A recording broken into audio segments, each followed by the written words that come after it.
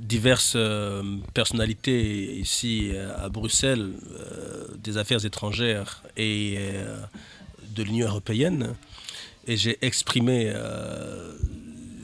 cet état de fait.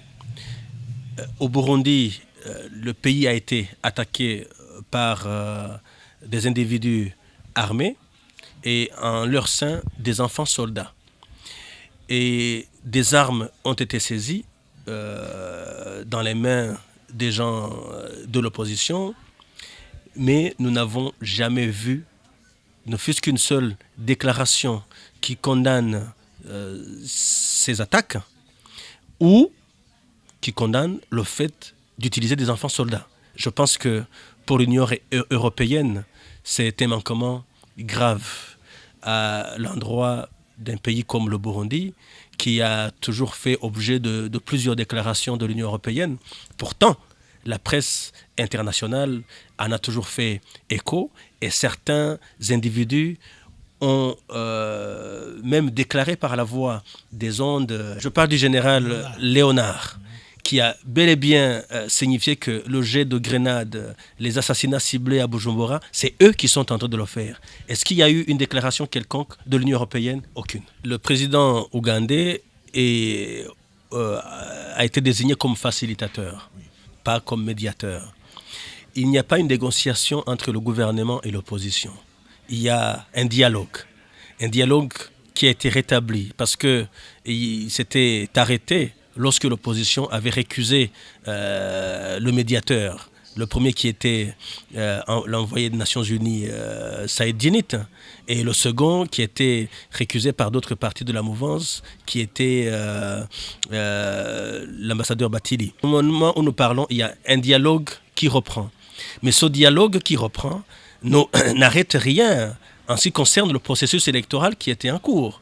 Mais c'est un processus, le dialogue c'est un processus qui continue à se tenir avant, pendant et après les élections. Donc l'élection présidentielle du 21 juillet, de mardi prochain, reste de mise.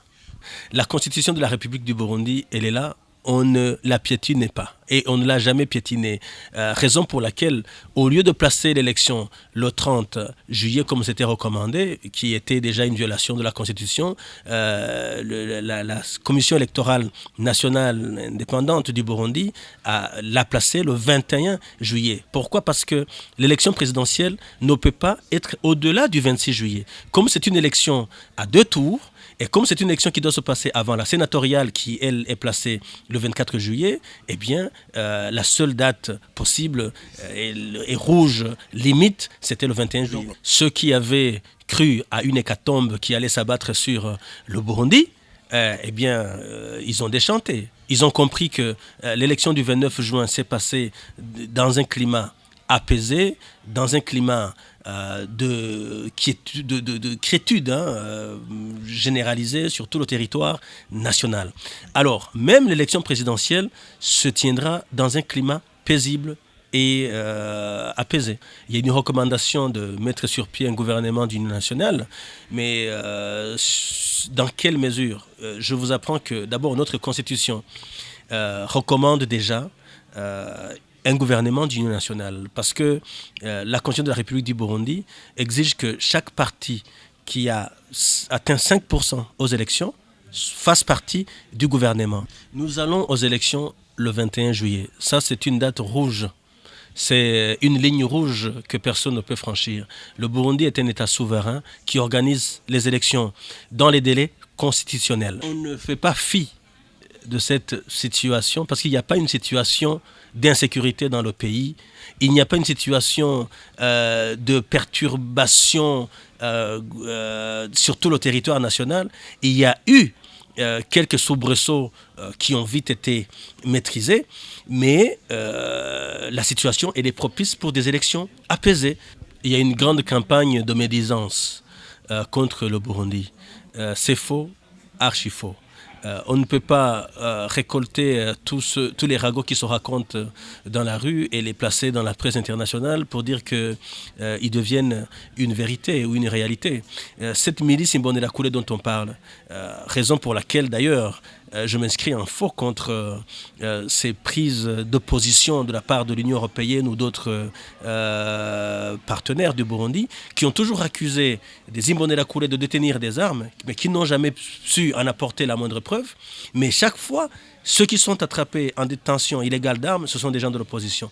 Des caches d'armes qui sont découvertes, c'est des gens de l'opposition. Ceux qui réclament lancer des grenades dans les rues et tuer des gens, c'est des gens de l'opposition. Mais il n'y a pas de condamnation. L'insécurité est due aux agissements injustes et illégaux de la part des gens de l'opposition. Et le gouvernement est aux prises avec ces fauteurs de troubles et devrait être appuyé dans cette démarche de sécurisation et de pacification du pays. Ce problème d'insécurité qu'essaye d'amener au Burundi ces pêcheurs en eau trouble, eh bien, le gouvernement est aux prises avec ces gens et essaye de sécuriser autant que faire se peut les scrutins, la population et le pays. Chaque fois qu'ils ont essayé, ils ont échoué. Il y a une attaque armée il y a 4-5 jours, mais cette attaque a été maîtrisée et les gens se sont rendus, plusieurs armes ont été saisies. Il y a eu des gens qui ont essayé de lancer des grenades dans les rues,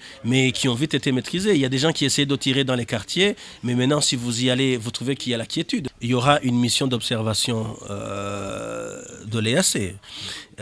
Certaines les ambassades ont déployé des missions d'observation. Il y avait une mission d'observation des Nations Unies, la MENUB.